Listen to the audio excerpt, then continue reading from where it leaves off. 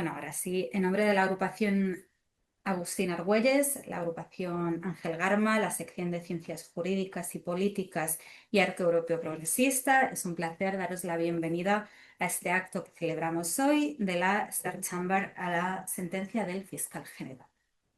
Con este acto queremos invitaros a reflexionar sobre una cuestión que trasciende el tiempo y la historia en mayúsculas: la relación entre el poder y la justicia, entre las garantías que debe ofrecer un Estado de Derecho y los riesgos que nacen cuando éstas no se materializan.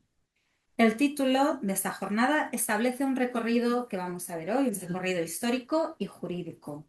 Desde la Star Chamber inglesa, convertida con el paso del tiempo en símbolo de los excesos de poder y de la ausencia de garantías procesales, hasta el Tribunal de Orden Público franquista, cuya actuación constituyó la instrumentalización de la justicia por el régimen franquista. Un recorrido que se desarrollará en la intervención de José Antonio García Regueiro, letrado del Tribunal de Cuentas y Jurídico Militar. José Antonio, asimismo, ha sido también letrado del Tribunal Constitucional, secretario general de la Delegación del Gobierno en Madrid y asesor responsable del Defensor del Pueblo.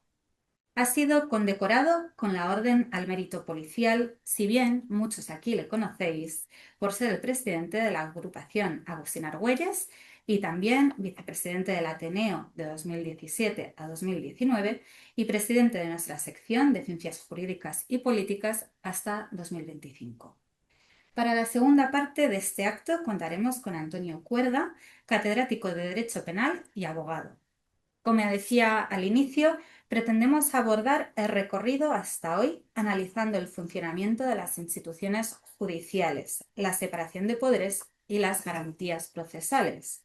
En este contexto se enmarca la sentencia del fiscal general del Estado y su posterior dimisión, que, como no podía ser de otra manera, ha generado importantes controversias. Para analizarla con rigor, como digo, intervendrá Antonio Cuerda, catedrático de Derecho Penal y abogado.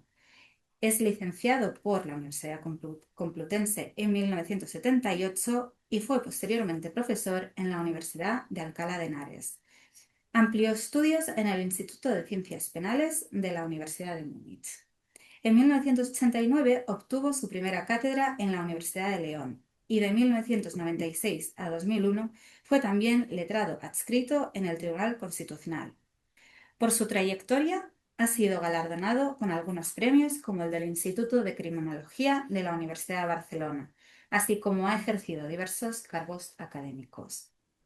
Y después de estas dos trayectorias, simplemente voy a terminar diciendo que, en definitiva, hoy contamos con dos magníficos ponentes para reflexionar sobre la perspectiva histórica y también actual de los límites y contrapesos de los poderes, tanto legislativo, ejecutivo, como en este caso, sobre todo, el judicial. Un debate que debe producirse y es muy necesario porque las democracias solo se fortalecen cuando se someten a un examen crítico de las mismas sobre su funcionamiento, cuando no se renuncia a formular preguntas incómodas y, sobre todo, como yo creo que es en este caso, cuando se reconocen las carencias o anomalías que se producen. Por lo tanto, esperamos en todo caso que lo disfrutéis tanto como lo vamos a hacer nosotros.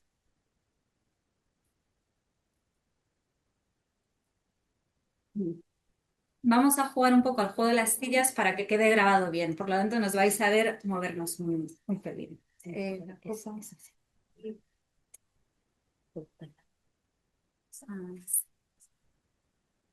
¿Esta era tu copa? Eso todas las copas también. Sí. Soy. Las copas. Va a ser el poco.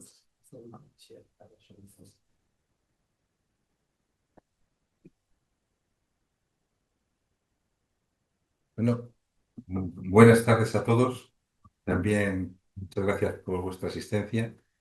Gracias, Aida, por tu presentación. Para los que no conozcáis a Aida, Aida es licenciada en Ciencias Políticas, es la secretaria primera de la sección de Ciencias Jurídicas y Políticas del Ateneo de Madrid. Es también uno de los vicepresidentes de la agrupación Agustín Argüelles de aquí del Ateneo. ¿eh? Y es una persona con profundos conocimientos de política, ¿eh? Lo que Y se por lo puede. tanto, muchas gracias por estar aquí. Y voy a presentar también a Belén, que va a moderar posteriormente cuando entremos ya en el debate, bueno, a partir de ahora, que Belén es socióloga, es también licenciada en Ciencias Políticas, psicoanalista, es vicepresidenta del Arco Europeo Progresista, es también una de las vicepresidentas de la agrupación ateísta Agustina Argüelles, y también es un honor y un placer tenerla con nosotros. También es una de las vicepresidentas de Arco Europeo, Europeo Progresista. Bien, algunos os preguntaréis, con razón, qué tiene que ver un tribunal inglés, un tribunal británico que está entre los siglos XV y XVII con la sentencia del fiscal general del Estado. Pues curiosamente hay muchos puntos en común, muchos vínculos, y esos vínculos se producen como consecuencia de que el tribunal inglés tuvo una gran repercusión en el derecho anglosajón. Es un tribunal que en sus principios nace para limitar los poderes de los más poderosos y durante muchas décadas así lo hace, pero poco a poco se va transformando en todo lo contrario. Y va a ser al final, en la época de Carlos I, de Inglaterra, se va a convertir en un tribunal que está al servicio del rey para limitar los poderes del Parlamento. Es decir, pasa de ser un tribunal de justicia contra los poderosos a ser un tribunal en manos de los poderosos, especialmente de la monarquía de Carlos I. Esta situación, este tribunal, va a llegar hasta el Parlamento Largo Inglés, en que ya pues, se suprime este tribunal. Se suprime el tribunal, pero no se pierde memoria por parte del derecho anglosajón de lo que fue este tribunal. Tuvo un impacto tremendo en el derecho anglosajón. Y cuando digo derecho anglosajón, digo fundamentalmente no solamente el Reino Unido, sino también Estados Unidos. En el Reino Unido va a influir sobre todo por la tradición que ellos van a tener de la acción popular y de los jurados, en el derecho inglés, como participación del pueblo en los tribunales e intentar de alguna manera controlar la arbitrariedad judicial. Y en el derecho de Estados Unidos va a tener una gran repercusión tanto en la Declaración de Independencia de Estados Unidos como en la propia Constitución de Estados Unidos de 1787. Hasta tal punto que en la Constitución de Estados Unidos, una de sus enmiendas, se dice que en todos los delitos deberá haber un jurado popular. Esta influencia es muy importante tenerla en cuenta por lo que vamos a ir diciendo. ¿Y en qué entra en esto España? Habréis oído algunas veces decir que España, bueno, pues es un país un poco singular en cuanto al jurado, sobre todo en cuanto a la acción popular, toda esta cuestión. Pero la razón curiosamente, de que en España tengamos, como tenemos ahora mismo, el artículo 125, un artículo que reconoce el jurado de acción popular, curiosamente, es la causa originaria, si la viéramos, es este tribunal. Es este tribunal. Hubo un excelente jurista del siglo XIX, Eugenio Montero Ríos, que fue uno de los fundadores de la Institución Libre de Enseñanza, que fue influido por el derecho anglosajón. Era un excelente jurista que tenía pasión por el derecho anglosajón en cuanto que entendía que era el derecho más moderno, el más avanzado, el más cercano al pueblo, un derecho más avanzado que el continental, y es el que va de manera reiterada a intentar incorporar la acción judicial en nuestro país. Es la que va a defenderlo, intenta incorporarlo en la Ley Orgánica del Poder Judicial de 1870, no lo consigue, pero sí su insistencia conseguirá que en la primera Ley de Enjuiciamiento Criminal de 1873 se incorpore la acción judicial. Hasta tal punto que, que esta acción judicial se incorpora posteriormente a la Ley de Enjuiciamiento Criminal de 1882, que es la que sigue vigente, y desde entonces en España tenemos la acción popular. La acción popular, por lo tanto, se mantiene en España hasta hoy, a través de la Ley de Enjuiciamiento Criminal. No obstante, hay que tener en cuenta que durante el franquismo, a pesar de que en teoría estaba vigente la acción popular, no se tiene noticia de que se ejercitara ni una sola vez. Evidentemente, por cuanto su ejercicio podía considerarse como contrario al régimen y por lo tanto como un acto hostil. Incluso podía entenderse como un acto de rebelión contra el régimen y por eso nadie se atrevió nunca a intentar ejercer la acción popular.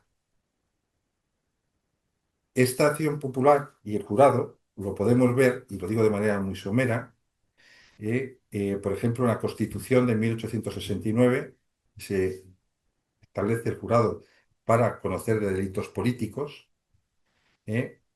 En la Constitución del año 31 existe también el jurado, no así la acción popular, pero sí el jurado. No obstante, sigue vigente la ley de enjuiciamiento criminal con la acción popular.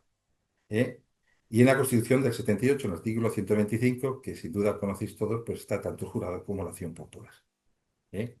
Y entonces, bueno, pues de esa manera vemos cómo ¿eh? la figura de la acción popular y del jurado, esas dos figuras, eh, en España se incorporan a través de varios juristas, pero sobre todo de Montero Rius, que es el que consigue su incorporación en nuestro derecho y esto ha quedado hasta ahora. Y diréis, bueno, ¿y qué tiene que ver con la sentencia que luego tratará Antonio?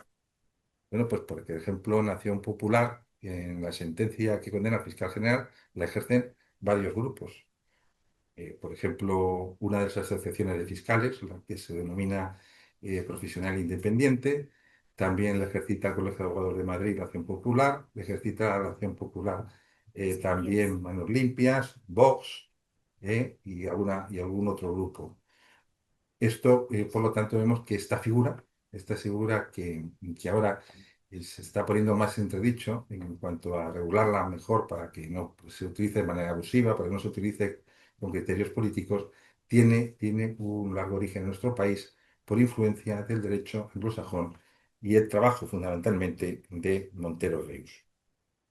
Bien, entonces ya habéis visto uno de los enlaces entre esta cámara estrellada, que se llamaba estrellada, sí, porque el techo pues, era una especie de constelación de estrellas, una especie de estrella, ¿no? Al parecer, y por eso se llamaba cámara estrellada, no porque se estrellase al final. Bien, esta sería, digamos, una de las cuestiones importantes de relación. ¿Cuál es la otra cuestión que yo creo que está relacionada con lo que yo estoy aquí explicando? ¿Qué decíamos de este tribunal de la Cámara Estrellada? Pues decíamos, lo explicaba al principio Aida, que se convirtió en un instrumento del poder del rey, de la monarquía absoluta de Carlos I, para controlar el Parlamento y para que de alguna manera se pudiera anular cualquier atisbo de voluntad popular. Pues bien, esa figura de la cámara estrellada, evidentemente, no termina con la cámara estrellada, ese tipo de tribunales, los tenemos a lo largo de toda la historia. Si pegando un salto, pues, a principios del siglo XX, más o menos así funcionaban los tribunales en los estados totalitarios. Sí funcionó en la Italia de Mussolini, desde 1922 hasta 1945, en la Italia nazi de Hitler, desde 1933 a 1945, y en la España fascista de Franco, desde 1939 hasta 1977 o 78, según entendamos cuando se produce la caída real del régimen jurídico de Franco. Por lo tanto, ¿qué características podemos ver, qué paralelismos podemos ver entre ese tribunal, que fue la Cámara Estrellada Británica, con el régimen jurídico que ha habido en España, centrándonos, porque es el precedente el que tenemos ahora, que fue el régimen jurídico durante el franquismo? Bien, si algo caracteriza al régimen que sale de la guerra civil es que es un Estado especialmente militar, militarizado. El propio jefe del Estado es un militar. Y lo que se hace en las primeras resoluciones, decretos, normas del nuevo régimen es evidentemente, eliminar cualquier atisbo de Estado de Derecho. Desaparece el Estado de Derecho completamente. Las normas jurídicas, las normas generales, las leyes, los decretos, no van a salir ni de un parlamento ni de un consejo de ministros nombrado democráticamente, sino que todas las leyes, todas las normas de carácter general van a salir del dictador, del jefe del Estado. Por lo tanto, no hay ningún Estado de Derecho. Empieza ahí. El presidente de las Cortes también lo nombra el jefe del Estado, el presidente del Tribunal Supremo lo nombra jefe del Estado y además tiene la potestad de poder quitarlos en cualquier momento.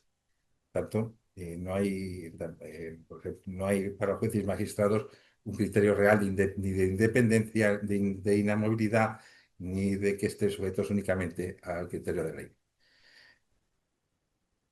Entonces, nos vamos a encontrar que el funcionamiento para delitos que ellos entendían políticos, es decir, cualquier actividad que intentara ejercitar derechos y libertades, pasaba a la jurisdicción militar, a través de consejos de guerra. Se aplicaba el Código de Penal Militar fundamentalmente y, por lo tanto, se utilizaba también dentro de los consejos de guerra normalmente lo que eran los juicios sumarísimos, aparte de ser sumarísimos, es decir, de ser muy rápidos, pues eliminaban cualquier tipo de garantía. Todo era un teatro, tanto la intervención del fiscal como los abogados defensores, como todo era un teatro, por cuanto que eh, eran sentencias prefijadas por el correspondiente tribunal. Los tribunales militares, además, tenían una característica que a mí me llamó la atención cuando conocí un poco mejor el funcionamiento. Cuando ingresé en el cuerpo jurídico militar, me encontré con la sorpresa que los tribunales militares, la batuta y la mayoría eran militares de armas. Es decir, jurídicos militares solamente solía haber, con alguna excepción, el ponente, que era el único que sabía derecho y tenía que dar forma a la sentencia. Pero los que decidían todo eran militares de armas que evidentemente seguían por criterios pues, del régimen, ¿no? Eran criterios meramente del régimen y por lo tanto lo único que decidían si este señor, por su ideología, por sus pensamientos, por lo que había supuestamente hecho, debía o no ser condenado. Luego se lo pasaban al auditor, que es el jurídico militar, y daba forma jurídica a la sentencia, a la condena que le imponía. Es decir, eran tribunales, los tribunales militares durante la época del franquismo sin ninguna garantía jurídica. No correspondía, por lo tanto, a ninguna garantía de tutela judicial efectiva. Y todo ese sistema, pues se va configurando en los primeros años. En el año 44 se crea la Escuela Judicial y en la Escuela Judicial, si se lee la Carta de Constitución de la Escuela Judicial franquista, pues se dice que todos los jueces deben, cuando vayan a aplicar justicia, tener en cuenta que la justicia suprema es la que establece los principios del movimiento nacional y, por supuesto, la voluntad del caudillo. Eso es todo lo que tenían que saber los jueces, que tenían que aplicar. Y en esto, pues, tanto los jueces militares como los jueces civiles. Es decir, era un sistema en el que no existía ningún atisbo, por pequeño que fuera, de Estado de Derecho durante el franquismo. El régimen, por lo tanto, se va manteniendo con sentencias políticas a través de la jurisdicción militar, pero hay un año que es 1962, en que se producen acontecimientos muy importantes, en el año 62. Una vez que es el año en que hay más huelgas, tanto de trabajadores, obreros, como de estudiantes, hasta tal punto que se declaran dos estados de excepción en España. El primero pues, va a abarcar a las provincias del norte, Asturias, Vizcaya y Guipúzcoa, un estado de excepción que durará varios meses, pero como se extienden las manifestaciones, las huelgas y todo por todo el estado, se amplía el estado de excepción, se dicta un segundo estado de excepción que va a recoger a todo el país. Y en esa situación va a tener una repercusión importante internacional. Y por lo tanto va a tener también una repercusión importante desde el punto de vista jurídico internacional. Eh, Hay un organismo internacional de la ONU, jurídico, reunido en Ginebra en el año 62, va a sacar un dictamen sobre la situación jurídica en España, que se titula El imperio de la ley en España. Es un documento jurídico muy completo, hecho por parte de los mejores juristas internacionales del momento y que, en resumidas cuentas, dice que España carece completamente de Estado de Derecho, que sigue manteniendo los principios fundadores del Estado, es decir, los principios basados en un régimen de corte totalitario, militar y de orígenes ideológicos fascistas, y por lo tanto no es un Estado homologable con, con las democracias occidentales ni con cualquier otro tipo de Estado de Derecho. Este documento jurídico tiene una repercusión tremenda dentro del régimen. Se moviliza eh, el régimen y aparte de hacer importantes manifestaciones sobre que España es un Estado de Derecho pleno y que no tiene que envidiar a nadie, para, digamos, lavar un poco la cara, se llega a la conclusión de que tienen que dejar, en la medida de lo posible, a la jurisdicción militar y crear un tribunal que haga en parte el trabajo que estaba haciendo la jurisdicción militar. Y por eso se crea, en el año siguiente, en el año 63, se crea el famoso Tribunal de Orden Público. El Tribunal de Orden Público es un tribunal que mm, tiene unas características muy singulares, pero que se corresponden con las mismas características que podemos encontrar en los tribunales de la Alemania nazi o en los tribunales de la Italia de Mussolini. Es decir, el Tribunal de Orden Público, que se supone que era para lavar la cara al régimen, quitando competencias de la jurisdicción militar y pasándolo a la jurisdicción civil, lo único que crea es una jurisdicción especial, una jurisdicción especial, luego me refiero un poco al tema de las jurisdicciones especiales, para reprimir el ejercicio de derechos y de libertades. Es decir, es un tribunal que tampoco se corresponde al Estado de Derecho. Eh, Os voy a leer brevemente algunos puntos cómo funcionaba el Tribunal de Orden Público, que dejan claro que no estábamos ante un Estado de Derecho. El Tribunal de Orden Público, además, ya que se crea en el año 63 y termina en el año 77, en enero del 77. Y este estuvo muchos años, de 63 al 77. Pero claro, hubo que suprimirlo porque ya venían afortunadamente vientos democráticos y no podía seguir el Tribunal de Orden Público. Y entonces, en ese mismo año, en que desaparece el Tribunal de Orden Público, por ejemplo, se crea la Audiencia Nacional, que cogerá algunas competencias del Tribunal de Orden Público, algunas, otras pasarán a tribunales ordinarios, y lo que es importante, que el tema del terrorismo, que prácticamente lo seguía manteniendo la jurisdicción militar, más que el Tribunal de Orden Público, pasa a la Audiencia Nacional. Aquí hay una cuestión que a veces no se sabe. Cuando se crea el Tribunal de Orden Público, se crea una salvedad, y es que el Tribunal de Orden Público adquiere todas esas competencias de la jurisdicción militar, pero en cualquier momento la jurisdicción militar puede decidir abocar, recuperar esas competencias. Es decir, que no deja de ser, digamos, un tribunal que sigue por debajo de la jurisdicción militar en cuanto en cualquier momento podían atribuirse. De hecho, hay un tribunal que fue muy famoso y que fue el Juzgado Militar Especial, que fue dirigido por el coronel Eymar entre el año 58 y el 64. Entre el año 58 y 64. Este tribunal del coronel Eymar no era jurídico militar, era coronel de infantería y fue el encargado de enjuiciar muchos actos, y entre ellos, por ejemplo, fue el que condenó a muerte a Grimau, por ser dirigente del Partido Comunista. Bien, pues aquí tenéis, por ejemplo, que aparte de la jurisdicción militar, se crea dentro de la jurisdicción militar un juzgado especial de represión para que veáis este sistema de jurisdicciones especiales y de tribunales especiales que tendrá el franquismo. Y las jurisdicciones especiales no son cualquier cosa, En la Constitución de 1812, de Cádiz de 1812, suprime las jurisdicciones especiales, salvo la eclesiástica y la militar. Y porque con anterioridad a la Constitución de 1812 había muchas jurisdicciones especiales, que eran jurisdicciones que privilegiaban a determinados sectores sociales, a determinadas clases sociales, y que protegían el aspecto del ciudadano corriente, del burgo corriente, a esas personas. La Constitución de 1812 suprime las jurisdicciones especiales, salvo la militar y la eclesiástica.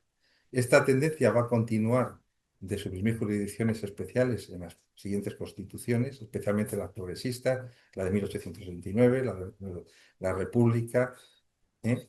Pero incluso las conservadoras también. La Constitución de 1876 tampoco admite jurisdicciones especiales, salvo la militar y la eclesiástica. Habrá una excepción, conocéis, es la Ley de Jurisdicciones de 1908, que es una ley para proteger al ejército, porque el ejército se considera que está siendo insultado, vejado y mancillado por sus derrotas en el norte de África y por lo tanto se crea esa jurisdicción para que cualquiera que criticase al ejército terminaba en prisión, ¿no? Esa jurisdicción. Pero con la llegada del franquismo, vuelven las jurisdicciones especiales y los tribunales especiales. Durante la época del franquismo hubo 25 jurisdicciones y tribunales especiales. 25. Se dice pronto. Por ejemplo, uno de ellos era el Tribunal de la Represión de la Masonería y el Comunismo, que se creó en el año 1940 y que llegó casi hasta el final del franquismo. Hasta el Tribunal de Orden Público. Bien. Decía antes, y con esto ya voy terminando, cuáles son las características de este Tribunal de Orden Público que, en teoría, pues bueno, sustituyó para civilizar a la jurisdicción militar. En primer lugar, daba un valor prioritario a los atestados de la Brigada Político-Social. Esto es muy importante. ¿Qué era la Brigada Político-Social? También conocida como la Policía Política o la Brigada Política.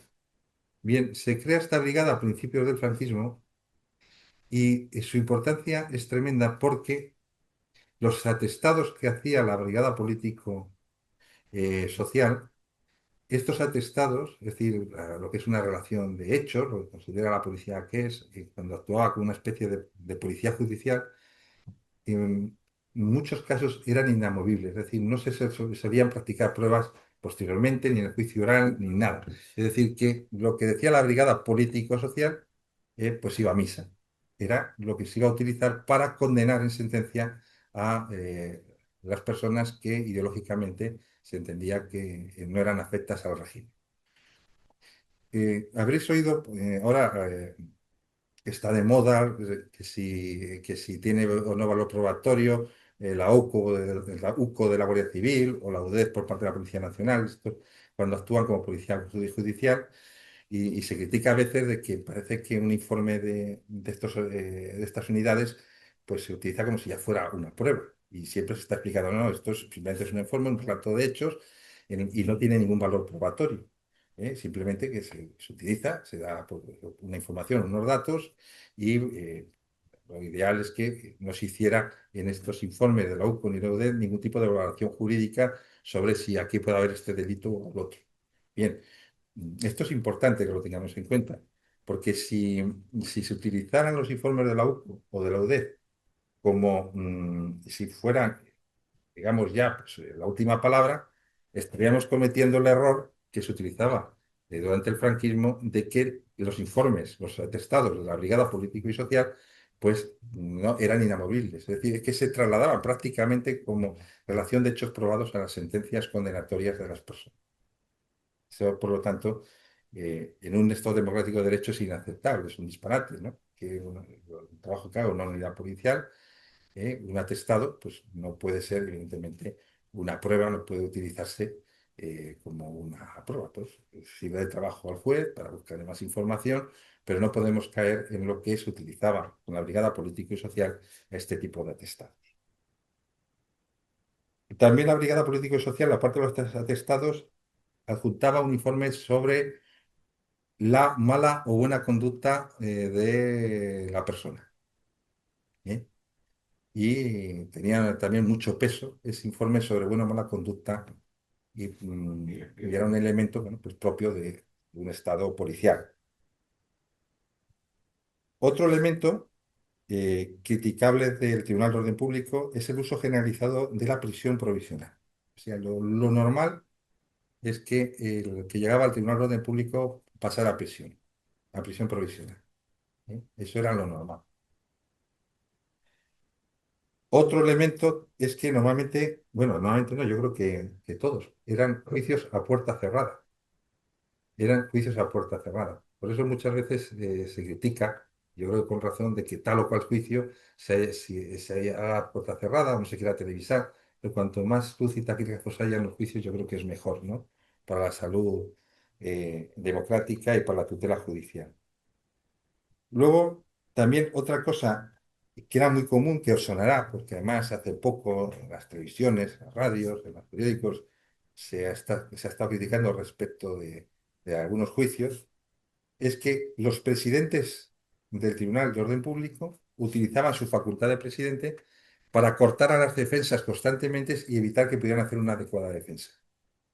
No se les permitía preguntar determinadas cuestiones, no se les permitía hablar demasiado en extenso, es decir, machacaban la defensa del defensor. No se le permitía, cuestión que evidentemente es inaceptable. En relación a lo que decíamos de los atestados de la Brigada Político y Social, que eran prácticamente el fundamento probatorio que utilizaban estas sentencias, al contrario, era raro que se practicaran pruebas en el juicio oral. Muy extraño. Prácticamente casi nunca se practicaban pruebas en el juicio oral en el Tribunal de Orden Público. Tampoco se solía aplicar la remisión condicional. ¿Eh? Es decir, ¿qué quiere decir esto? Pues que aunque la condena fuera inferior a un año, por ejemplo, se metía a esa persona en prisión a que fueran 3 meses. No había remisión condicional de ningún tipo con el Tribunal de Orden Público. Otra cosa curiosísima es que cuando se trataban de delitos de asociación ilícita o de propaganda ilegal, en las que había evidentemente material, había piezas de convicción, pues para que no circulara esas piezas, ese material, nunca se aportaba al juicio, sino que se quemaban previamente en un crematorio especializado que había aquí en Madrid para toda esa propaganda, todo eso, se llevaba ahí a quemarse para que nadie tuviera ocasión de leer, no se contaminara. Y luego otra cuestión que hoy nos parece extraña, más que siempre ha sido bastante extraña a nuestro ordenamiento jurídico, y es que se podía condenar en rebeldía. Y el Tribunal de Orden Público podía condenar en rebeldía, lo cual quiebra el principio de contradicción, ¿eh? Está quebrando, evidentemente, un principio elemental, ¿no? No haber contradicción, no hay audiencia, y pues en rebeldía, no está el reo. Bueno, ¿qué decían los juristas del régimen? Y usted sí que se le condena en rebeldía porque ha tenido la ocasión de venir a defenderse, y si no ha querido venir a defenderse, allá él, le condenamos en rebeldía y ya está. Evidentemente, eso es un disparate jurídico y que vulnera un principio tan elemental como la audiencia y contradicción, ¿no? Y luego, por si le faltara algo, al Tribunal de Orden Público era un tribunal que, en caso de emergencia, de estado de excepción, o mejor dicho, de estado de sitio, se convertía automáticamente en un tribunal extraordinario que podía actuar de carácter urgente, saltándose todos los plazos, de manera que podía condenar en el mismo día si fuera necesario. Y podían ser sentencias instantáneas. Eso es lo que era el Tribunal de Orden Público. Bien, pues he intentado ser lo más breve posible para daros una idea de la evidente conexión de muchas cosas que puede haber entre un tribunal teóricamente perdido en los tiempos en Inglaterra, en los siglos XV al XVII, con el derecho español, pero no solamente el derecho español del siglo XIX, que evidentemente recoge del derecho anglosajón tanto el fundamento del jurado como sobre todo la acción popular, sino también, evidentemente, como tribunales de este tipo que vulneran el Estado de Derecho han existido recientemente en España, como existieron en Inglaterra en aquella época, y que nos debe servir siempre de ejemplo, que tenemos que poner siempre medidas legislativas y del tipo que sean para que no existan este tipo de tribunales vulneradores por sí mismos de la tutela judicial efectiva. Y eso es todo. Muchas gracias. Muy bien.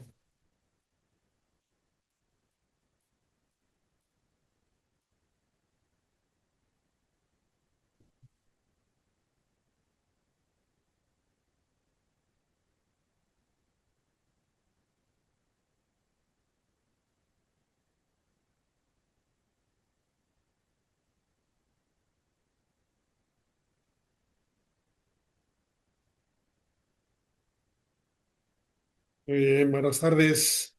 Muchas gracias, Aida. Muchas gracias, Belén. Muchas gracias al Ateneo y a todas las organizaciones que han intervenido para que fuera posible realizar este evento. Veo que también el Reino Unido, al que tanto admiramos en general, pues tiene su pequeña leyenda negra, más que leyenda, o sea, algo justificado, ¿no? Aunque luego han reaccionado y nos han dado estupendas lecciones de democracia, también en lo jurídico. Bien, yo para comentar la sentencia que condenó al fiscal general del Estado, querría empezar por determinar un poco el contexto social, político, porque me gusta siempre situar las resoluciones judiciales en el ambiente de la época. Y no estamos ante algo anecdótico o aislado, sino que anteriormente a esta sentencia ya hubo resoluciones judiciales claramente para apartar a determinados cargos políticos de la órbita del PSOE o de Podemos, del ámbito del gobierno, de los primitivos gobiernos, de sus cargos, ¿no? Y quiero recordar el caso de Alberto Rodríguez, tal vez lo recuerden ustedes, el diputado con rastas de Unidas Podemos, que resultó llamativo cuando llegó al Congreso y que por una patada que parece que había dado 10 años antes fue condenado por la Sala de lo Penal del Tribunal Supremo, nada menos. Después fue anulada esa condena por el Tribunal Constitucional. Y otro suceso también parecido es el de Magdalena Valerio, presidenta del Consejo de Estado, que fue anulado ya por la Sala de lo Contencioso Administrativo del Tribunal Supremo por entender que no tenía suficiente prestigio jurídico para el cargo. Y en el caso del fiscal general del Estado, Álvaro García Ortiz, ya previamente la Asociación Independiente de Profesional Independiente de Fiscales ya había intentado anular el nombramiento en vía contencioso administrativa y no lo consiguió. No entro en otros casos que tienen otras particularidades, tipo Begoña Gómez, tipo David Sánchez, pero los tres casos yo creo que siguen una cierta impronta, tienen unas similitudes por sí solas. Así que da una sensación de que la judicatura tiene una intervención directa para atacar a los cargos públicos y de alguna manera socavar un poco los cimientos del gobierno. No lo digo yo, sino que es la expresidenta, nada menos que el Tribunal Europeo de Derechos Humanos, Siofra Oleri, que dice exactamente. No dice exactamente con respecto a España, pero bueno, es una entrevista que se le hace en España, o sea que algo podemos coger de lo que dice. Hoy en día el Estado de Derecho se ve a menudo erosionado por el uso creativo del lawfare y de la captura constitucional. El lawfare es más conocido, la idea de que utilizar a los órganos judiciales y a los vistas prácticos para atacar políticamente en una determinada dirección. La captura constitucional, que yo no conocía y he tenido que estudiar, a lo mejor los politólogos sí lo sabéis mejor que yo, se trata de alguna manera, controlar los órganos que deberían controlar a otros órganos del Estado, digamos, monopolizarlos para evitar ese control o para fomentar el control si interesa a oponentes políticos, ¿no? Como pueden ser el Tribunal Constitucional, el Poder Judicial, la Fiscalía y otros órganos reguladores. O sea que esa advertencia de esta expresidenta yo creo que viene al momento, es interesante tenerla en cuenta. Algunas paradojas de la sentencia. Bueno, pues todos ustedes recordarán la película Casablanca, de 1942 en que sale el comisario, llega al casino y dice, hombre, aquí se juega. Como un gran asombro, inmediatamente después un funcionario, un trabajador del casino le da las ganancias que el mismo comisario ha obtenido jugando en el casino, ¿no? Bueno, pues aquí ocurre un poco algo parecido. O sea, aquí se filtra, pero vamos a ver. O sea, el propio tribunal reconoce en dos ocasiones, el Tribunal Supremo, en la sentencia reconoce en dos ocasiones que la filtración es un mal endémico de la justicia española y que esto es frecuentísimo. Ha habido filtraciones en los casos Malaya, Gürtel, Nos, Asunta Basterra, Púnica, Lezo, Diana Kerr, Kitchen, Cursaj, Mediador, incluso en el Tribunal Constitucional, casos Matesa, Mesa de Ribatasuna, Ley de Amnistía, entre otros. Pero lo sorprendente es que solo en este caso se llega a sancionar, se llega a condenar, en este caso nada menos que al fiscal general del Estado, algo que resulta paradójico. Mientras que en todos esos que he mencionado no hubo sanción a nadie, porque evidentemente alguien tuvo que filtrar los datos que llegan a los medios de comunicación.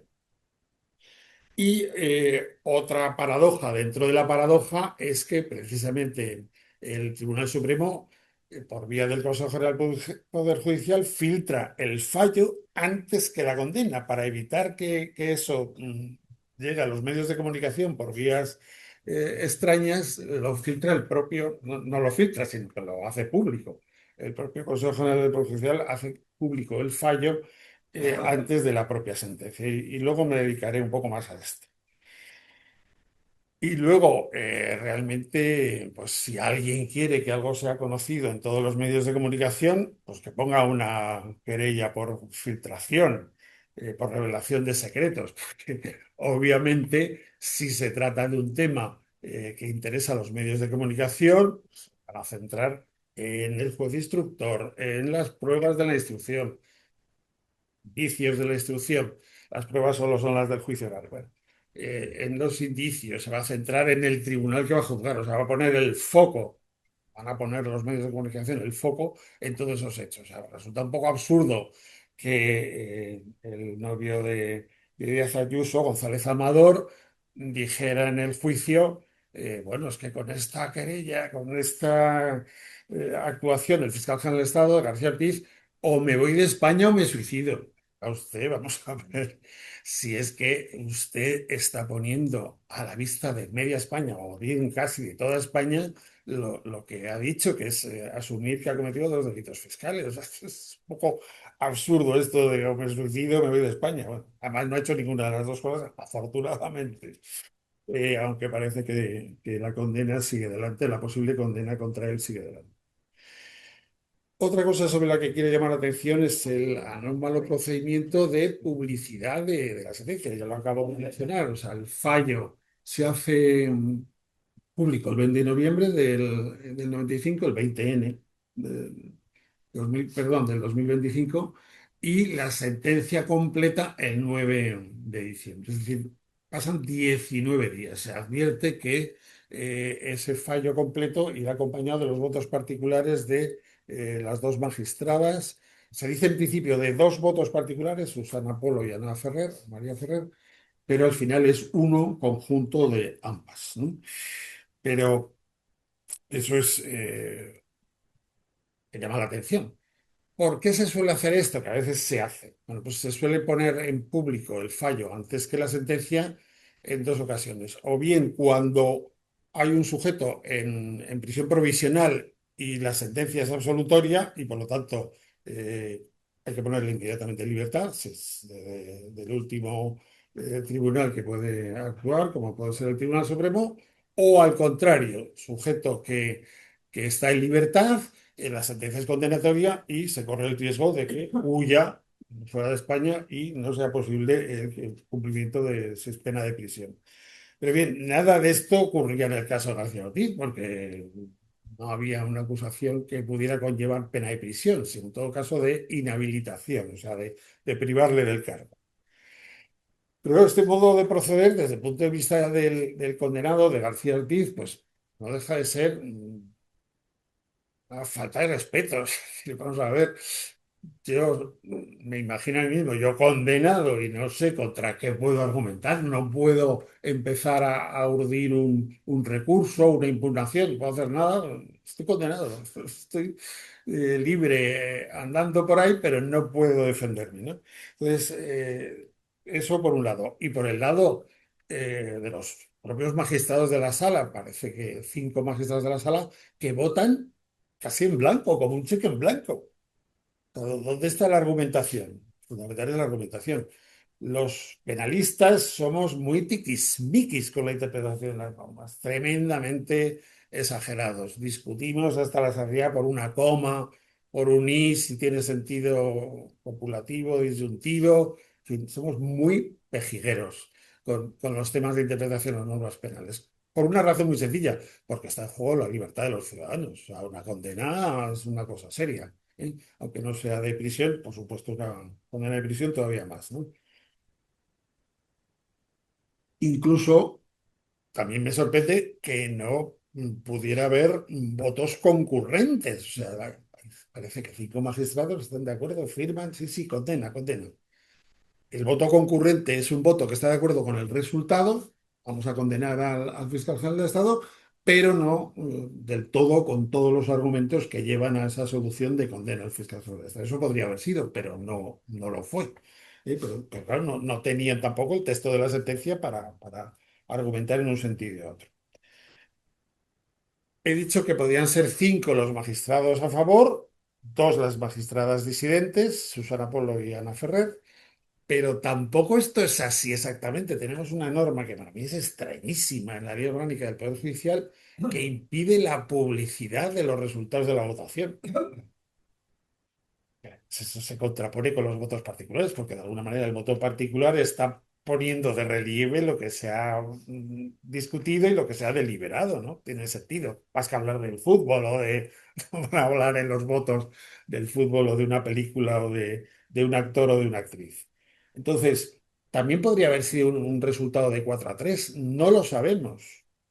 Porque el que vota no, pues está de acuerdo con una sentencia, no cabe la abstención, eso está claro, pero el que vota no tiene obligación de hacer voto particular. O sea, un magistrado puede estar calladito, firma la sentencia, porque todos firman la sentencia, todos los presentes firman la sentencia, pero puede quedarse callado y no hacer voto particular. Sabemos que hubo ese voto particular de las 2 magistradas disidentes.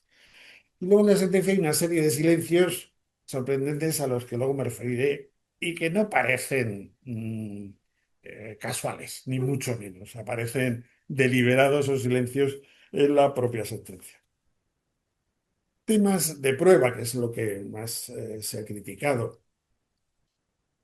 En el relato de hechos probados aparece la siguiente frase, la voy a leer textualmente. La información recopilada los probados contra el fiscal general del Estado. La información recopilada, concretamente el correo electrónico de 2 de febrero, fue comunicado desde la Fiscalía General del Estado con intervención directa o a través de un tercero, repito, con intervención directa a través de un tercero, pero con pleno conocimiento y aceptación de parte del señor García Ortiz al periodista de la cadena SER, don Miguel Ángel Campos.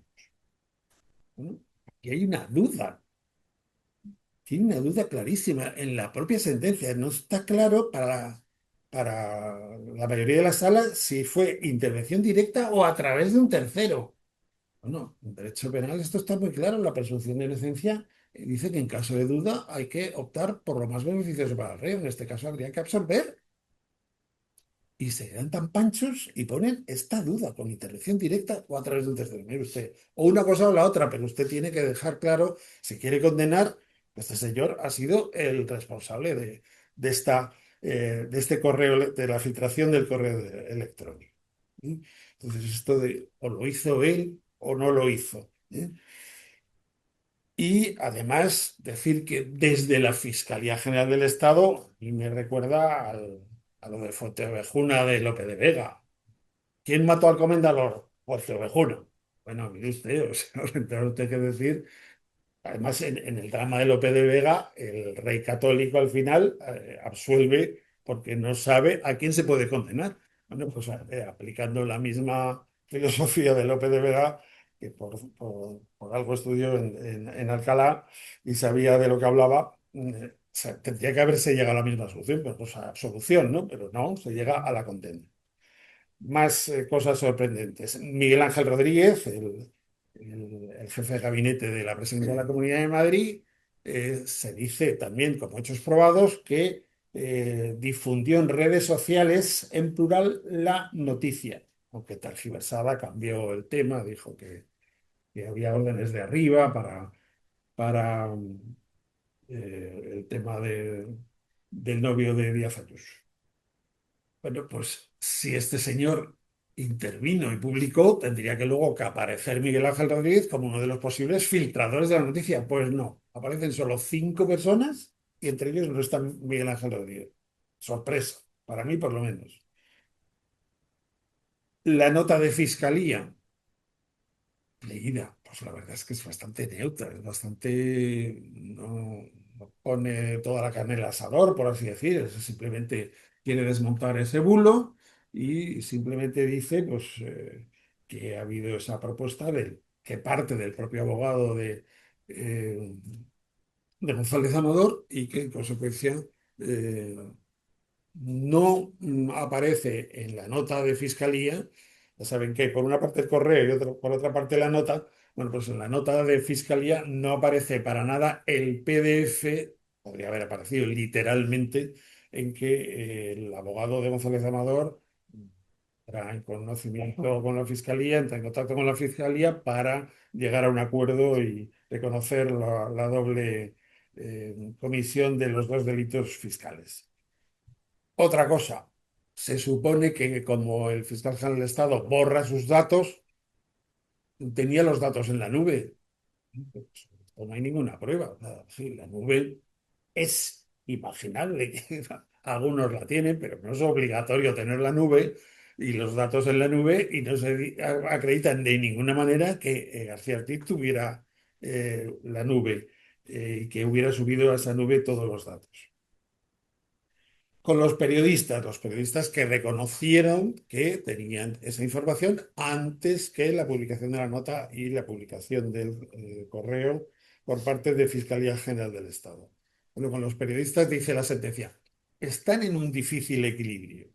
Entonces, rechaza ese contraindicio, no acepta que eso pueda haber afectado a la comisión del delito, porque no se puede publicar lo que ya es conocido, ya es público y notorio, y dice, bueno, están en un difícil equilibrio por estar amparados en el derecho fundamental a ocultar sus fuentes de información. Hay una sentencia muy interesante del Tribunal Constitucional en el que se trata de un acusado que pertenece al bloque nacionalista galego y se citan a declarar en ese proceso a 13 miembros, todos ellos miembros o simpatizantes del bloque nacionalista galego. Y el tribunal dice, no acepto estas testificales porque están contaminadas por ser miembros o simpatizantes del bloque nacionalista galego. El Tribunal Constitucional dice, eso no es aceptable, porque eso es una discriminación, que no se puede discriminar a los testigos por su razón ideológica, por su pertenencia a un grupo social, por todas las razones que admite como discriminatorias el artículo 14 de la Constitución. Entonces, anula esa condena. Pues aquí se podría decir algo parecido. Aquí se está incriminando a los periodistas que como testigos tienen obligación de decir la verdad. Los testigos, a diferencia de los acusados, tienen obligación de decir la verdad. Y se está discriminando ese testimonio de los periodistas con ese argumento que podríamos decir que es discriminatorio. Y luego otra cosa que es común a todo ejercicio de derechos fundamentales, es decir, el ejercicio de derechos fundamentales no puede conducir a la consecuencia de provocar efectos perjudiciales. Si estos periodistas se niegan a declarar sus fuentes, pero dicen, no, no, si yo tuve la información antes de la nota y del correo emitidos por fiscalía, entonces, no se puede adoptar esa conclusión que de alguna manera está penalizando el ejercicio de un derecho fundamental.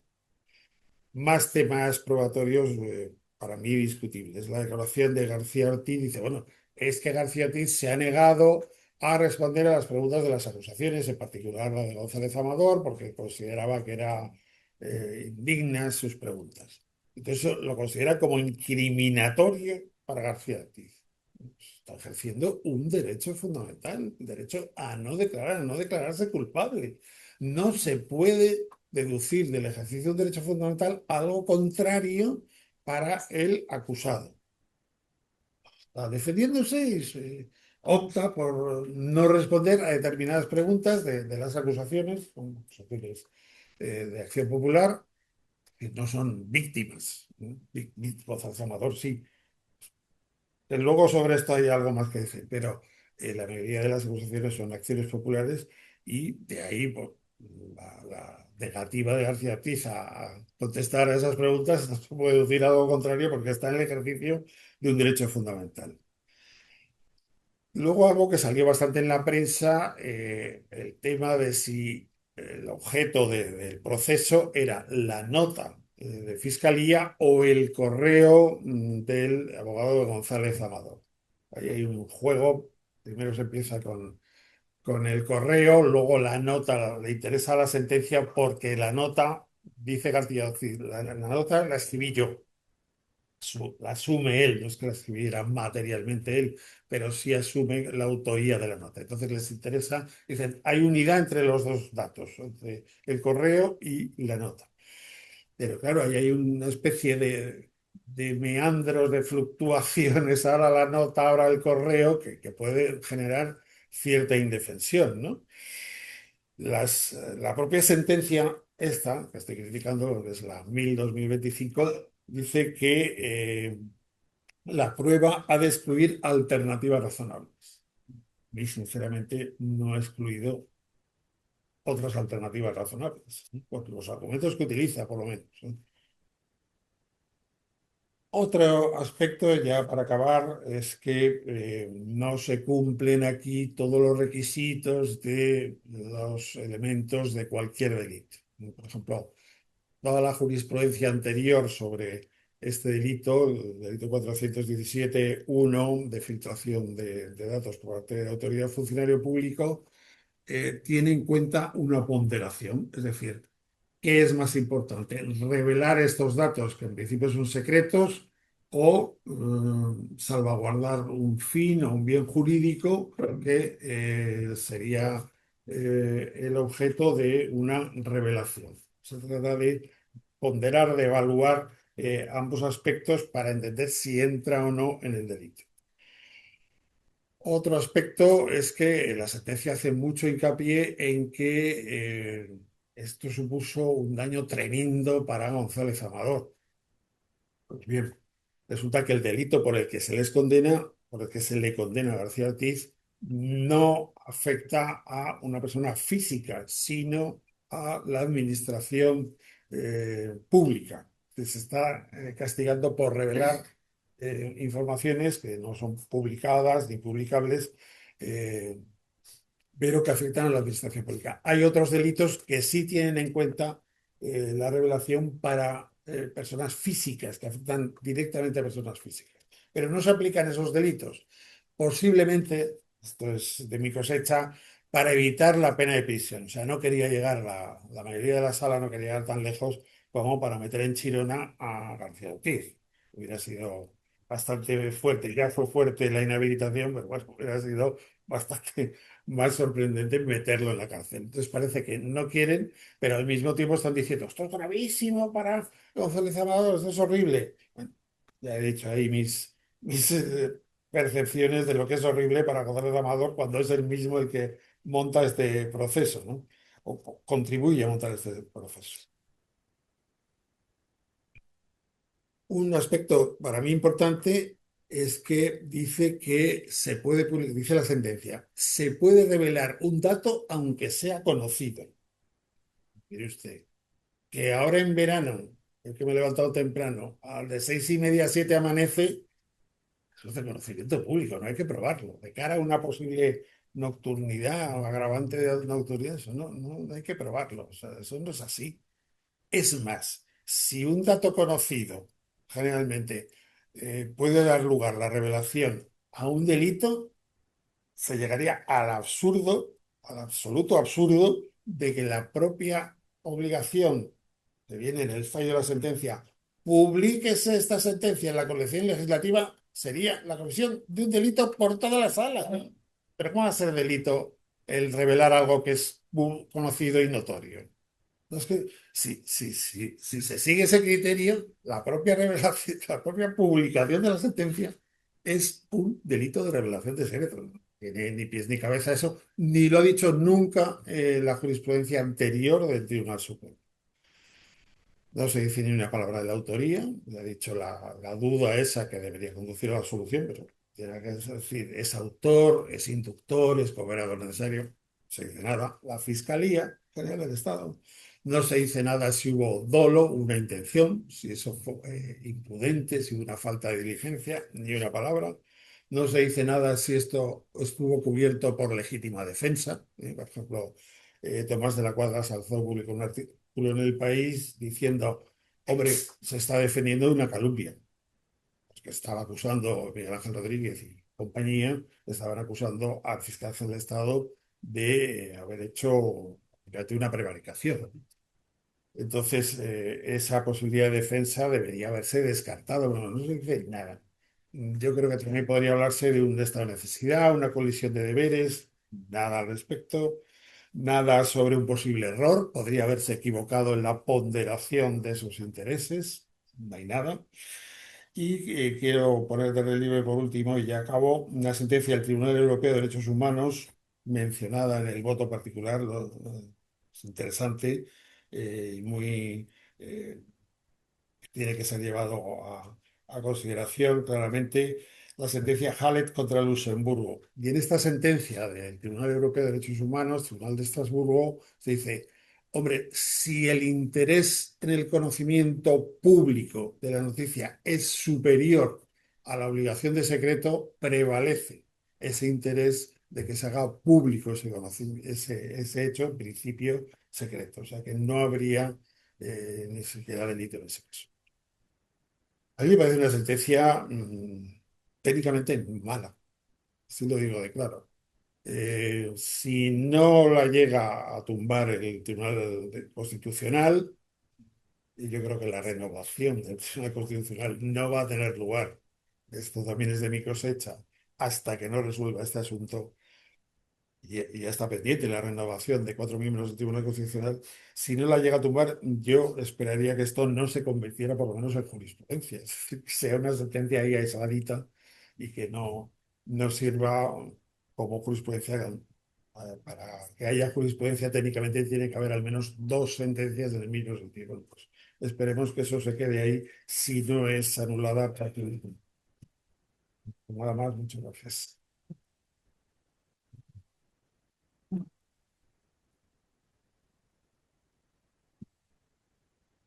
Bueno, muchísimas gracias a los dos ponentes y abrimos el turno de preguntas. Si alguien quiere acercarse, por favor, a la mesa y coger el micrófono, lo agradezco porque así quedará mejor grabada la pregunta. Gracias. Bueno, incluso yo me ofrezco, como hago normalmente a los actos del Ateneo, a llevar el micrófono a los que quieran intervenir. Yo estaba en el equipo de Juan Lobato en ese momento y nosotros dijimos, pero ¿cómo es posible que un fiscal general, todo un fiscal general, se meta en el jardín de una declaración de Hacienda de un ciudadano particular? Quedamos alucinados. Luego nos impresionó mucho el testimonio de la fiscal jefe de Madrid en contra del fiscal general. Y para mí la cuestión de fondo realmente es muy bien la introducción de José Antonio, ¿no? El tema de la independencia del fiscal general del Poder Judicial. Decía el otro día el José María Moedano, justamente donde estás tú sentado, que el constituyente jamás pensó que un fiscal general pudiera delinquir. Y de hecho en su estatuto no prevé las penas, ¿no? Pero a mí lo que más me sorprende es las declaraciones de este fiscal general durante varios años defendiendo públicamente al gobierno, como si fuera un ministro del gobierno. Por tanto, a mí lo que me preocupa, yo no entiendo de legislación educativa sí. Lo del last-faire, bueno, yo era inspector de educación y cuando abría un expediente a un profesor me decían que es que era porque era del PP el profesor, como yo era un rojo, ¿verdad? Yo lo hacía con fundamentos jurídicos y pruebas documentales. No me creo mucho lo del last-faire porque, oiga usted, en la época de Rajoy hubo 32 militantes y altos cargos del PP en la cárcel, ¿no? Pues eso que pasaba, ¿no? Eh, el 20 el 15 de diciembre de 2015, a las 9:45, el secretario general del Partido Socialista Obrero Español dice que ningún presidente de gobierno cuyo partido está acusado de delitos de corrupción en Europa estaría un solo minuto en la presidencia del gobierno. Y no se había producido ninguna sentencia. Pero la cuestión que digo, que ahí me preocupa, es esto que dijo Moedano, y es que no hay previsión al presidente, ni se le ocurrió que un fiscal general pudiera delinquir porque no hay una reglamentación. Y me preocupa mucho más cómo garantizar la independencia del fiscal general del Estado. El otro día Eligio Hernández, aquí, también en esa mesa, al lado de Moedano, dijo: el día que Alfonso Guerra me llamó para decirme lo que tenía que hacer con una cuestión de Tenerife, presenté mi dimisión. Nada más, muchas gracias. ¿Queréis contestar antes de seguir a las siguientes preguntas? ¿O preferéis primero las preguntas? Está esta señora primero. Juan. Le pregunto primero al que ha intervenido en primer lugar. Usted se ha definido como policía militar. ¿De qué ejército? Yo ingresé ya siendo unificado en el año 90 los tres cuerpos. Es que Sí. yo les recomiendo un libro sensacional que ha pasado desapercibido. Yo de aquí voy corriendo a el libro que tengo un compromiso, a ver si lo consigo. Es sobre, bueno, primero, ya sabe que el abuelo de Pablo Iglesias fue político militar, tuvo 12 ejecuciones, supongo que de algún republicano, por lo mejor fue el que violó a la hermana de Dalí y le dio una paliza a su padre notario, pero bueno. Hay dos, y luego porque no cumplió más de 3 o 4 años de cárcel, pero bueno, hay dos casos muy curiosos. Uno, el de González Gallarza, que está de moda ahora por el centenario del vuelo Madrid-Manila, que tiene que juzgar a su compañero Cascón. Es una de las canalladas más grandes que se ha hecho en España, ¿no? Bueno, como es conocida. Pero el otro caso que le recomiendo es el libro de Carlos Lázaro, que es la biografía de Isidoro Jiménez, que es el jefe de la aviación republicana en la batalla de León. El presidente del Consejo, usted ha explicado muy bien, hay un ponente militar, es José Goma, un tipo muy inteligente, muy culto, luego llegó a generar ingenieros aeronáuticos. Es el tío de Javier Gomar, todopoderoso director de la Fundación Mar, y además es un personaje que lanzó las bombas adecuadas, tenía 12 cruces rojas al mérito militar en la guerra de Marruecos, lanzó las bombas que provocaron la rendición de Nerkin, y ya sabe lo que son los musulmanes, ¿no? Cuando un gran jefe es vencido, la vara o suerte le pasa al que lo venció. Bueno, pues a José Goma le pasa de los alcázares todo lo que se ha instruido de Teodoro González, que habéis estudiado sus obras, Teodoro Jiménez, perdón, y coge, lo ve, lo lee y lo rompe. Y dice: yo quiero escuchar a los testigos, al fiscal, al defensor. Yo no puedo ser presidente del Consejo de Guerra, que usted me trae la pena de muerte firmada. O sea, yo le admiraba mucho a Goma, pero después de leer ese libro y esos textos, es impresionante. Claro, no era cualquiera, no da tiempo a hablar y explicar, pero vamos, yo creo que el mismo Franco le tenía bastante respeto. Al final le puso una pena simbólica y yo participé en el Severay en un programa con Isidoro Jiménez del Madrid y decía que él estaría su vida entera agradecida por eso. Pido decepcionante. Pero le recomiendo que leas el libro. Carlos Lázaro es el secretario general de la Asociación de la República y es un chico muy culto. Lola. Gracias. Bueno, yo realmente que soy una ignorante en derecho, pero escuchándoos, me habéis retrotraído a los años 90. A veces me da la impresión de que estamos viviendo una situación parecida, ¿no? Donde ciertos poderes mediáticos, jurídicos, políticos, ponían todo su empeño, toda su fuerza en quitar al gobierno democrático de entonces. Aquel gobierno tenía una mayoría absoluta y resistió y ganó las elecciones. Pero ahora bien, ha entrado verdadero, esa sensación que muchos ciudadanos me transmiten y que yo misma sufro, de hasta terror.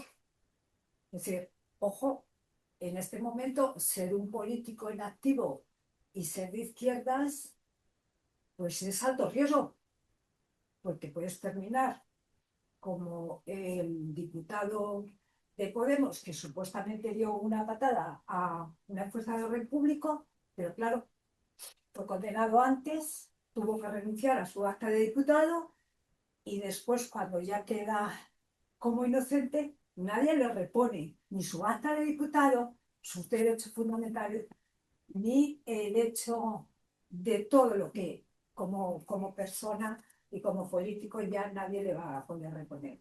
Y eso también creo que está sucediendo. Ayer, no sé si estoy equivocada, corregirme, creo que a la defensa de David Sánchez no dejaron intervenir en su defensa, que el tribunal le dijo que no era necesario.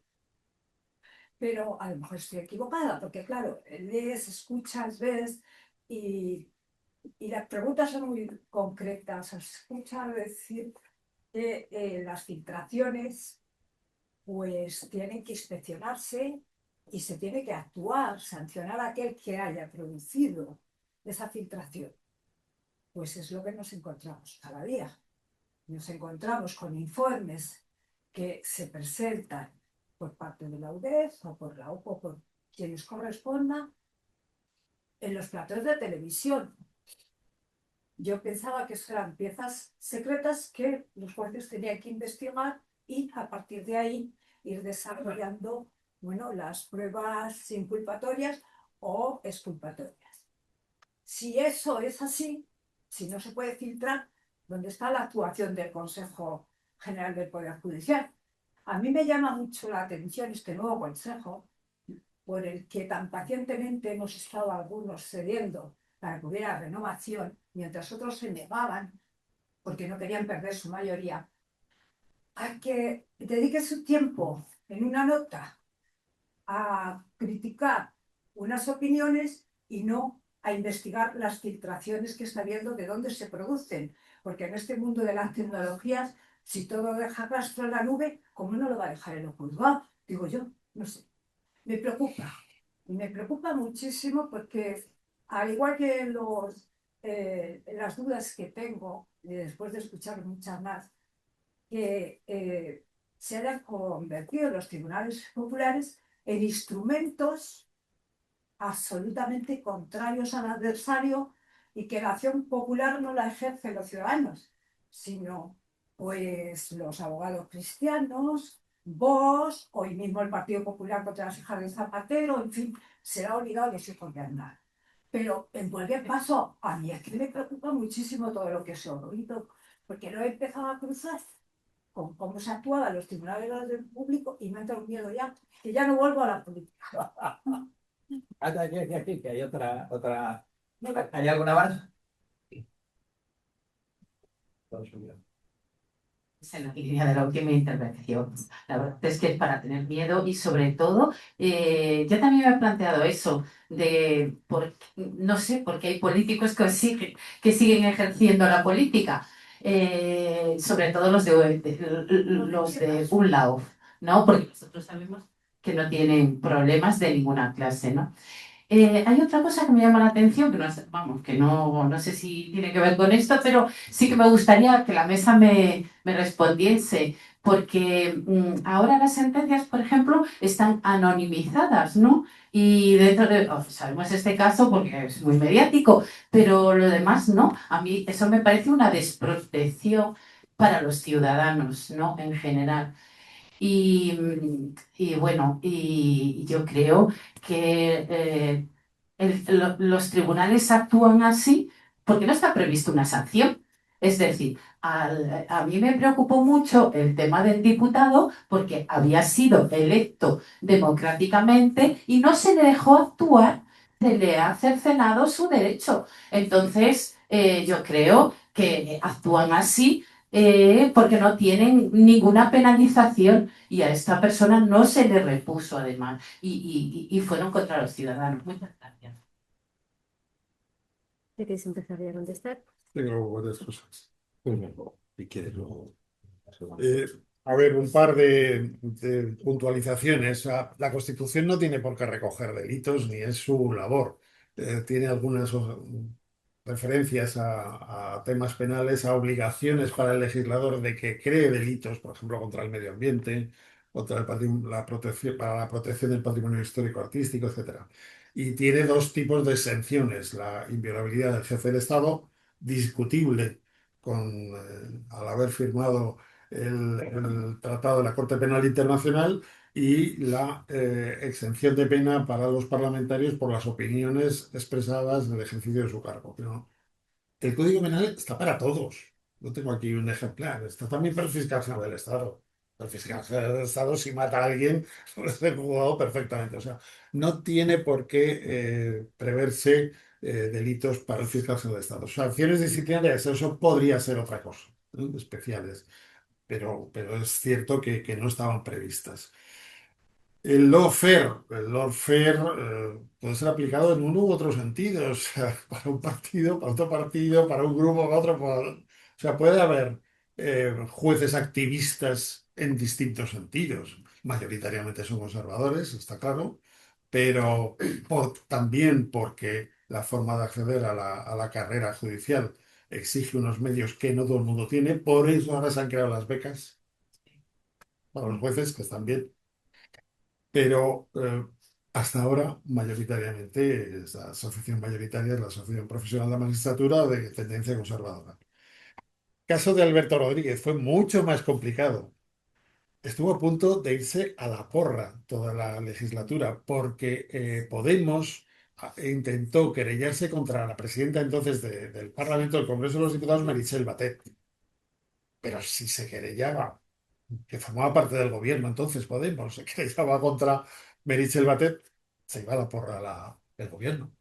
Entonces, lo que optan es por abandonar Podemos. Abandona a Alberto Rodríguez, Alberto Rodríguez se va y forma otro grupo político. O sea que se debió sentir muy mal a Alberto Rodríguez porque no sintió ningún apoyo, ni siquiera de su grupo político. Las filtraciones no son fáciles de evitar. O sea, en cuanto se da el sumario, las diligencias preliminares a las partes pueden hacer lo que quieran. No pasa nada. A lo mejor con dinero por medio. Tú, periodista de tal o cual medio, me das tal, yo tengo aquí, porque además se dice claramente en televisión, incluso la televisión pública, la uno, tenemos las actuaciones. Eso no es fácil de evitar y por eso nunca se ha llegado a condenar a nadie. ¿Que debería controlar los Consejo General del Poder Judicial? Pues sí, pero no es nada fácil. En este caso tampoco era fácil. Y la sentencia, desde luego, no lo tiene fácil, porque a la vista de sus imprecisiones no lo ha tenido fácil. Coincido con José Antonio que, no porque lo digamos nosotros, sino porque es así. Lo que dice la UCO y la UDEF no va a misa. No son instructores. Instructor es Calama o es Pedraz. Esos son los instructores que se tienen que poner a trabajar y a decir, yo quiero esto, yo quiero aquello, y ahora vais para acá y pedís este dato o este otro. No es la instrucción. La instrucción es lo que hace el instructor, no la UCO, no la UDEF. Tiene valor de denuncia, o sea, de poner en conocimiento del instructor una serie de datos que parecen delictivos, pero habrá que verlos si lo son. Anonimización de las sentencias es, en algunos casos, zurdo. Una sentencia como la de los independentistas catalanes, que es historia de España, no puede decirse el señor Baldomero, el señor Rigoberto o la señora Ruperta. Eso no tiene ningún sentido. Tiene usted que dejar los nombres auténticos. Una sentencia que van a utilizar los historiadores y todo aquel que quiera aproximarse a esa sentencia. Y está exactamente igual. O sea, no se puede decir el señor Chindas Vinto en vez de García Ortiz. O sea, no, mire usted, o sea, tiene usted que decir el fiscal general del Estado Álvaro García Ortiz. Y otros personajes que aparecen en la sentencia tienen que aparecer con nombres y apellidos. O sea, es que no puedes cambiar la historia, no se puede cambiar la historia. anonimización debe tener excepciones en estos casos, para mí históricos, que no pueden cambiar. Sí, de independencia. Lo digo porque estamos ahora próximos a elecciones generales. Yo trabajo en el grupo Eso dicen Social algunos, 21, eso dicen concretamente algunos. todos que están aquí, y el último documento que hemos elaborado proponemos que el fiscal general del Estado, para garantizar la independencia, sea elegido en el Congreso de los Diputados por mayoría cualificada.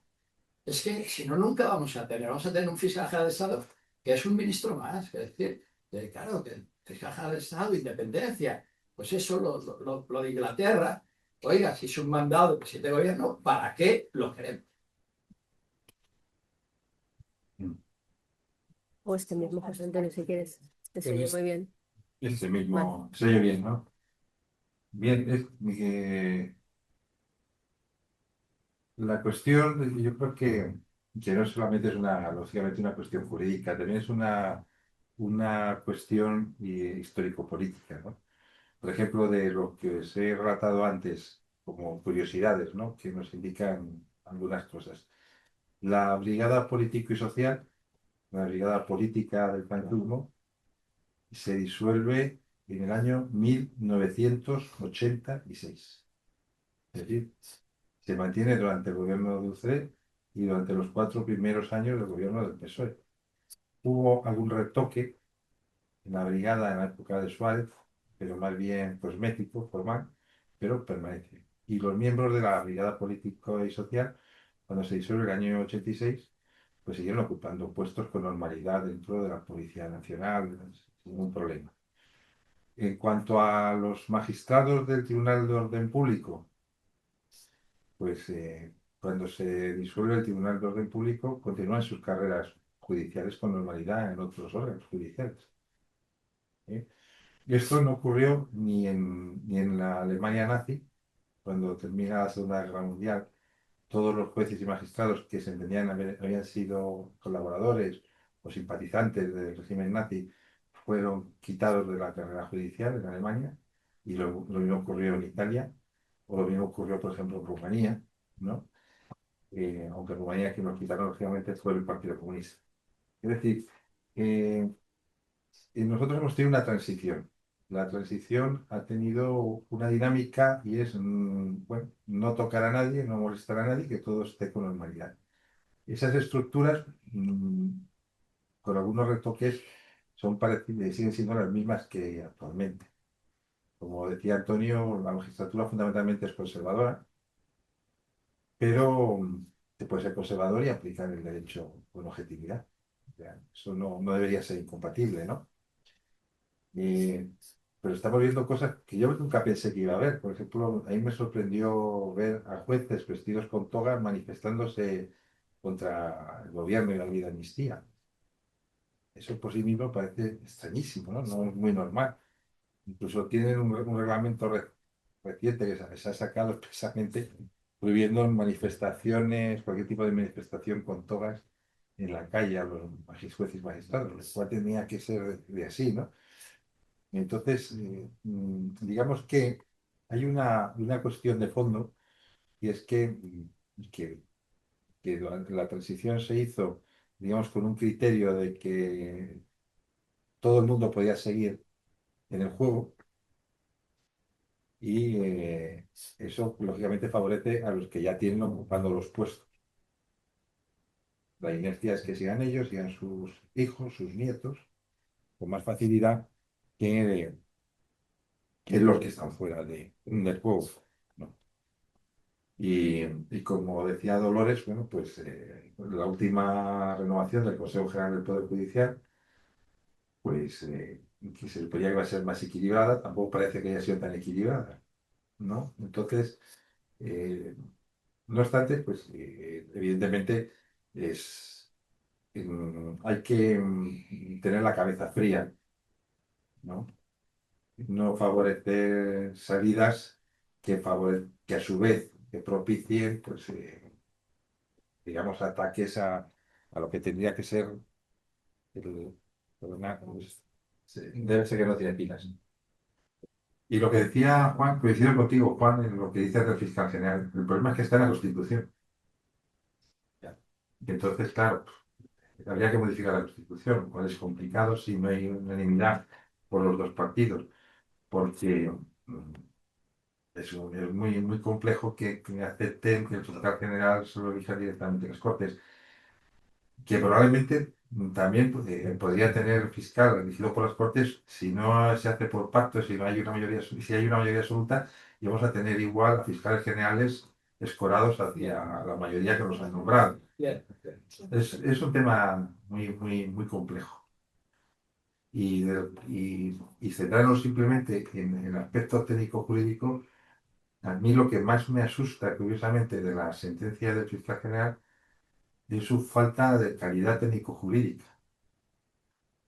Esa falta de, ¿no?, de romper con los criterios jurisprudenciales, de hacer criterios extraños desde el punto de vista interpretativo, eso me asusta más Sí. que un sesgo ideológico, porque llegas a pensar que por sesgo ideológico se está dispuesto uno a quebrar incluso criterios técnicos-jurídicos ya consagrados, elementos básicos.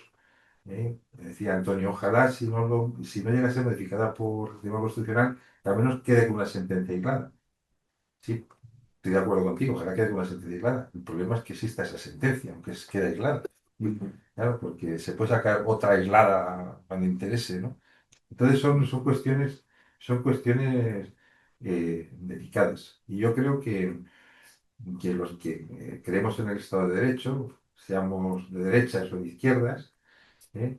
tenemos que resaltar precisamente estas incongruencias, estas incoherencias eh, con este tipo, sobre todo los que pertenecemos al mundo del derecho, con discursos, sobre todo desde el punto de vista jurídico, y poner en evidencia estos disparates. Y luego ya, los que no sean juristas, sobre todo que destaquen por el aspecto político, el aspecto social, ¿eh?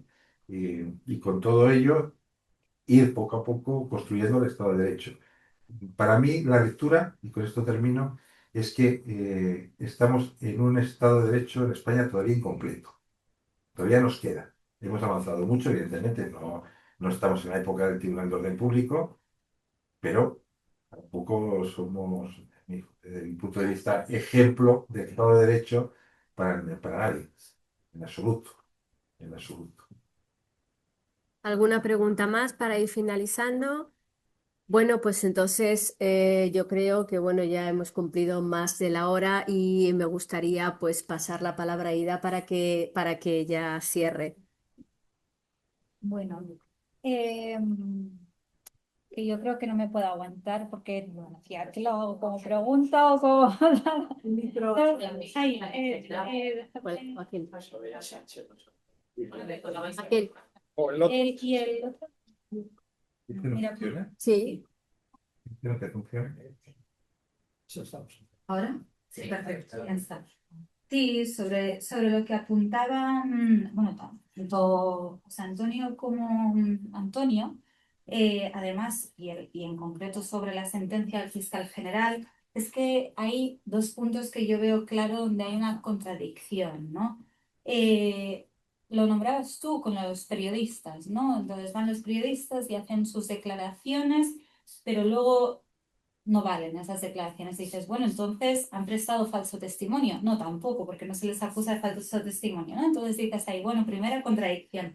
Y la segunda, y la que me parece más determinante en este caso, es que la condena es que se inhabilita a Álvaro García Ortiz por 2 años para ejercer el cargo de fiscal general del Estado, ¿no? Por lo tanto, no es una inhabilitación total para un cargo público, que es lo que suele ser en este tipo de sentencias. Es decir, él puede tener cualquier otro cargo público, a pesar de que incluso fuera verdad que hubiera filtrado algo, lo que no quieren es que sea fiscal general del Estado, ¿no? Por lo tanto, es claro que aquí parece que es una sentencia que está hecha ad hoc para quitar a un titular concreto de una institución que además, no lo hemos dicho, afortunadamente también ha sido sustituido por una persona de alta valía, ¿no? Por lo tanto, bueno, tenemos esta suerte por otro lado, por Teresa Peramat, ¿no? Bueno, y ya se había dicho que no me podía aguantar, pero es que el acto era tan interesante que digo, bueno, me venía rondando esta idea Y un poco como decíais, ¿no? Claro, el Poder Judicial es uno de esos poderes que tenemos en el Estado, además del Poder Ejecutivo y el Poder Legislativo, pero que también hay otros que no nos podemos olvidar y que también hacen balancear esto, ¿no? El Poder Empresarial es uno de ellos, o el Poder Eclesiástico, en estos días lo notamos, que también además en este caso va cambiando un poco de lado, y el Poder Mediático que al final yo creo que es un poco el que también le pone, bueno, el punto y final a esta sentencia en cómo se da a conocer en los medios de comunicación, ¿no? Y es quizá el que también puede hacer volcar la balanza. Por lo tanto, y un poco al hilo de las últimas intervenciones en las que expresáis preocupación, yo creo que también aquí hay un punto esencial de cómo responde la sociedad civil a todo esto, al caso de Alberto Rodríguez, al caso de Magdalena Valerio, es decir, a la tendencia que estamos viendo en el caso de la justicia, ¿no? Y por lo tanto, al final la sociedad civil también tiene el poder para enfrentar esos poderes, tanto bueno, legislativo, ejecutivo y judicial, y bueno, oponerse o favorecer un poco. Entonces, en todo caso, pues muchas gracias y esperamos que hayáis disfrutado de esta tarde y de las intervenciones de José Antonio, de Antonio y por supuesto con la colaboración excepcional de Belén. Muchas gracias.